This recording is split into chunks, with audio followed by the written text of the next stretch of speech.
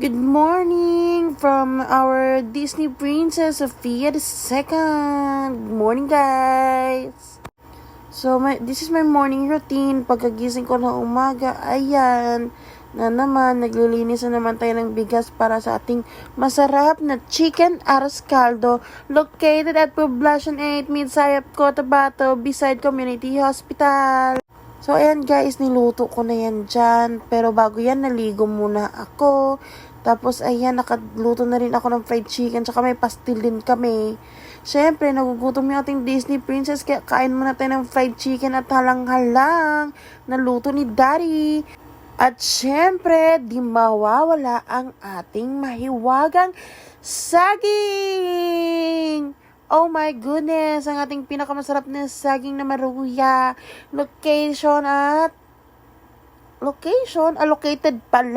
Located at Poblacion 8, Midsep, Cotabato, beside Community Hospital. At ang name ng store ay Toto Store. So, ayan, naluto na yan, tinuhog ko na. Tapos, ayan, pagdating ng gabi, namalengke pala yung parents ko. So, ayan, display ng ating pinamili nila na mga junk foods. So, ayan guys, punong-puno pala yung aming tindahan. Kasi, ang dami nilang binili. Ayan, dinisplay ko na lahat. Nilagay ko na sa cellophane kasi wala na, puno na yung stante eh.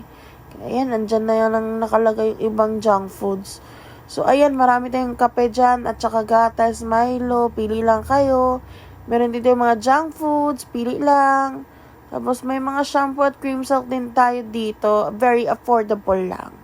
So, ayan, may mga tissue, mga sisters, mga napkin, mga biscuit, Pampers, then may mga toyo, sardinas, yan, mga corned beef. Meron din dyan, guys, pati sabon.